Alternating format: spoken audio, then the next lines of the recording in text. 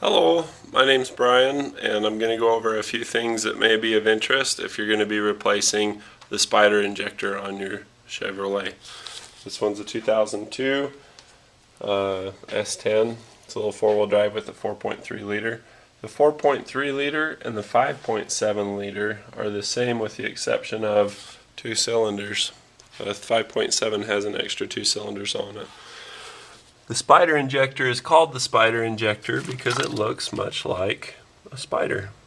Once you pull the upper intake manifold off, it'll reveal the electrical connections for it. Now, this is a redesigned unit. This is the old unit that has been trouble since its inception. There's a lot of problems with these early on. This one made it quite a long time. You can see that there's no electrical plugs. There's nothing more than just a hose that goes down to the injector nozzle at the very end. You can see that there. And these clip into the end into each of the cylinders. The new one, the updated one that I've just purchased, is right here. And it's literally a multi-port fuel injection system. This would be referred to as a central port or spider injector. This is multi-port. You can see that each one is controlled locally, and each one has its own injector at the very end. This is an update. Interesting thing about this is that it comes with the fuel pressure regulator on it, and you'll see that there's no hose that connects at the back side here to that fuel pressure regulator. I can take my hand up underneath and through. The reason for that is that this one, it even has a spout for a hose, but it's located under the upper intake manifold. If you have a leak anywhere on the gaskets or sealing surfaces of the intake manifold, this has a brand new gasket in it, but I'm going to seal in with silicone around this part here and also around here. I'm going to clean it and silicone it in. That'll just help it to seal, because if there's a vacuum leak here, it'll affect the fuel pressure regulator. This is kind of a just in case kind of thing. But it's just interesting. You can buy an injector system like this from aftermarket suppliers such as AutoZone, Schucks, Craig and O'Reilly, Napa. But usually what they get is they get the ones that have been updated by General Motors. See how this is an update, because I bought that from the dealership. It's an AC Delco part. The other one will come in an AC Delco box sometimes, but it'll be one that they did an update. They did something better about it. They did some problem solving, and then they just dumped the other ones on the aftermarket. And of course they're happy to buy them because it's a fix, but you can get the best ones from the dealer on stuff like this. Same goes for a lot of sensors. That's just something I've learned over the years.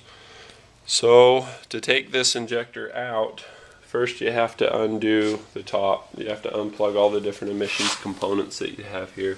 You have your throttle position sensoring, you have your pressure sensor, and then you also have your idle air control motor to unplug. In addition, you have some PCV components and some evap purge stuff like on this side. To undo this one, it's a little bit tricky. It's a BMW design, it's a European design. You have a hose with a little white collar on it. You can see it right there. To get this hose off, you don't pull the collar out like a lot of American designs. You actually push down. It's spring-loaded. They're really easy if you know what you're doing. In an American design, you'd think you'd want to push it out through this side like some kind of a clip, but it's just a spring-loaded one. And you just push it down and it'll pull off easily. As far as the other ones, they just twist and then pull out. See, for example, this one is for the power brake booster. It goes on the back side, and it just twists about 30 degrees, 45 degrees, and it pulls out. And then there's another one for the PCV system that, here it is right here. And this one's just a great big twist one. It just twists about 15-20 degrees counterclockwise, and then it'll pull up.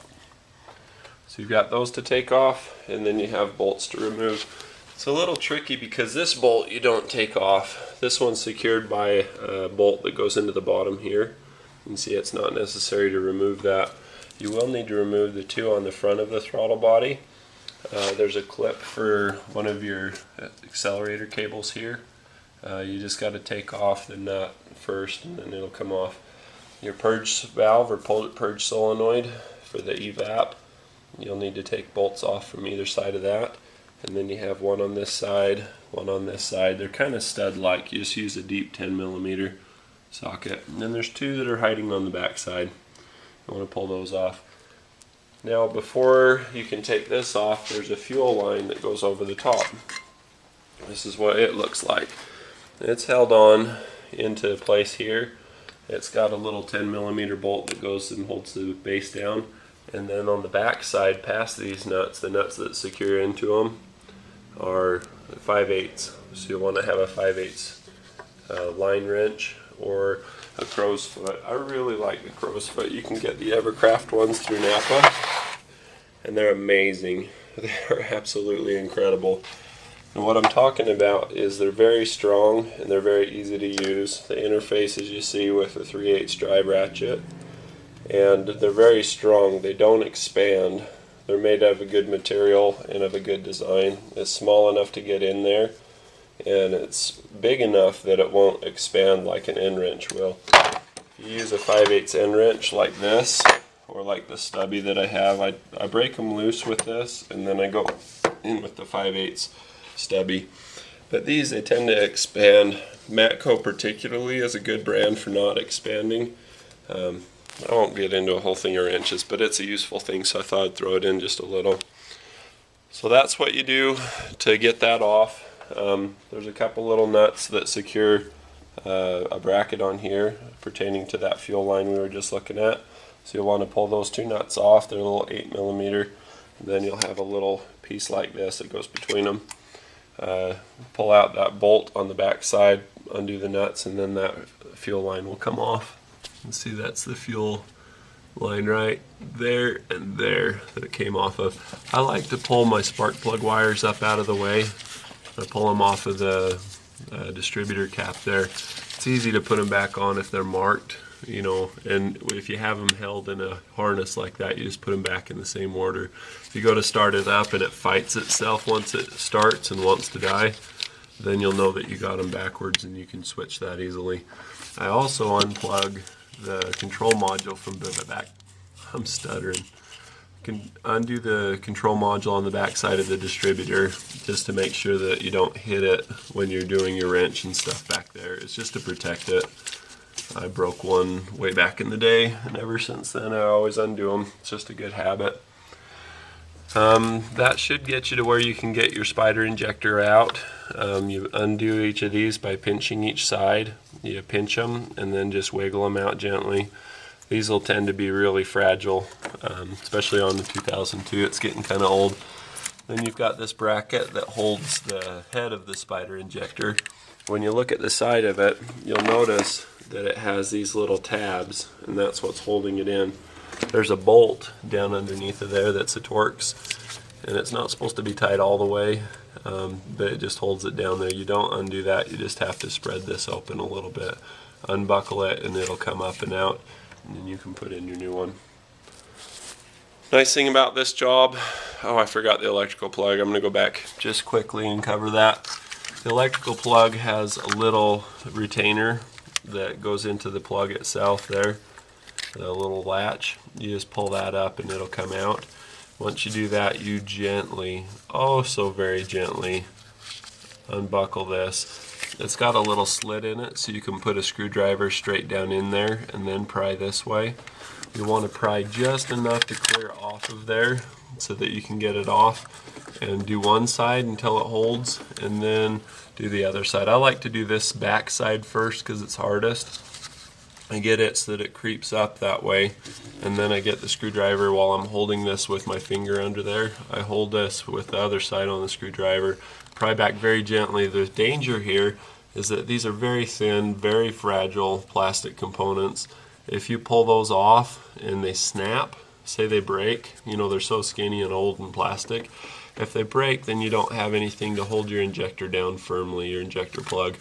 And that's for all of your fuel injectors. That's all 6 of them right there.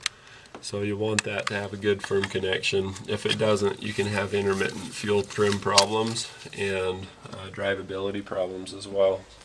So I hope that's helpful. That should give you what you need to know in order to do this job. Be patient as you do it. There's a lot of things that you can break or snap or whatever. On this one, even being so careful as I was, I broke the little tab off of this injector and I had to put a screwdriver in on one side and then pull on the other. They're just so old and brittle, and they've been exposed to air fuel mixture over a lot of years, and that breaks them down too. So great luck. Best of luck to you. Good luck. Great luck. Take luck. Brian Regan. You'll have to check him out. And be sure to rate, subscribe, and comment if you have any questions. Love you.